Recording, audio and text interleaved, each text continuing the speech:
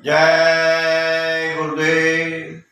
1973 में जब मैं 10वीं क्लास का छात्र था, परम पूज्य स्वामी जी महाराज ने मंदाकिनी गंगा के किनारे चित्रकूट में एक बड़ा कार्यक्रम करने की मौज फरमाई। उस कार्यक्रम में जाने का मुझे सौभाग्य मिला। कार्यक्रम से जब वापस लौट करके आया तो मेरा स्वास्थ्य खराब हो गया, मुझे टाइफाइड हो गया।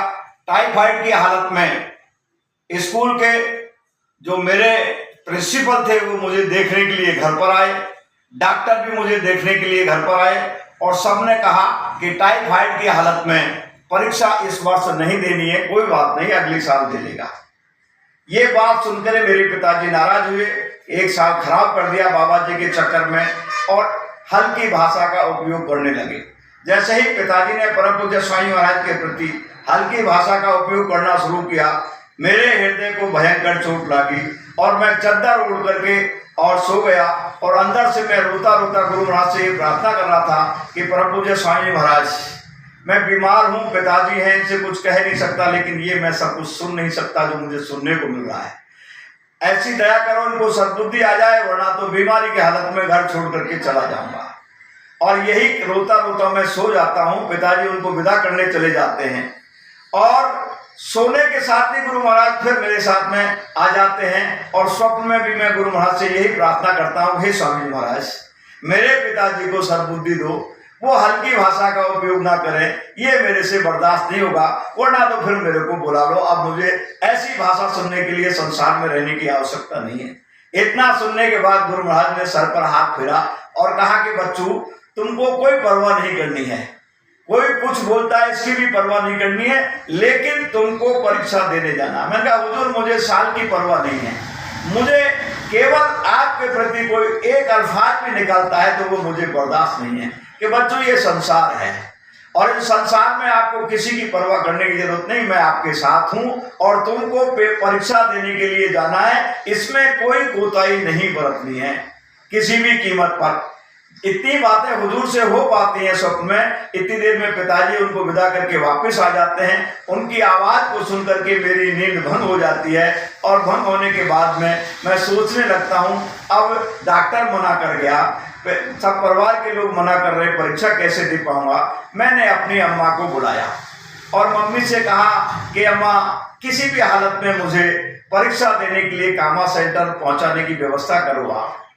अम्मा ने कहा, बेटे ऐसी हालत में मैं कैसे तुझे परीक्षा देने भेज पाऊंगी। कि अम्मा, ये सब पूछने की बात नहीं है, मैं परीक्षा दूंगा, मेरी साल खराब होने वाली नहीं है, मुझे आप पेपर के सेंटर पर पहुंचाने की व्यवस्था करो। सेंटर पर डॉक्टर की व्यवस्था की गई और मुझे पेपर देने के लिए कामा सेंटर भेजना पड़ा। और मैं परीक्षा दे करके जब वापिस आया, तब तक मैंने स्वप्न किसी को नहीं बताया कि स्वप्न बता दिया और फेल हो गया तो पता नहीं क्या होगा। मैं पेपर देते समय लिखता था ऊपर जय गुरुदेव, नीचे लिखता था नकल करना महापाप है। मैं अंग्रेजी में कमजोर था तो मुझे अंग्रेजी वाला नकल कराने आया, मैंने साफ मना कर दिया, मैं कोई नकल नहीं करूँ। परीक्षा के बाद जब 1 महीने बाद रिजल्ट आया और रिजल्ट जब अखबार में देखा और जब स्कूल में मैंने मार्कशीट को हाथ में लिया तो उस वर्ष उस स्कूल के अंदर और उस क्लास के अंदर सबसे अधिक नंबर मेरे आए और प्रथम श्रेणी में पास होने का सौभाग्य मिला। और जैसे ही वो रिजल्ट आया और वो मेरी मार्कशीट मेरे हाथ में आई, स्कूल के लोगों ने तो मुझे प्यार और सम्मान ही दिया, लेकिन मेरा अंदर का भरोसा इतना दृढ़ हो गया कि परम पूज्य स्वामी महाराज अब हर पल हर क्षण हमारी संभाल करते हैं, अब हमको परवाह करने की आवश्यकता नहीं। और इसी भरोसे के साथ 10वीं से मैं 11वीं में चला गया अलवर पढ़ने के लिए और पूरा छात्र जीवन और आपातकाल गुरु महाराज की दीवानगी में निकला।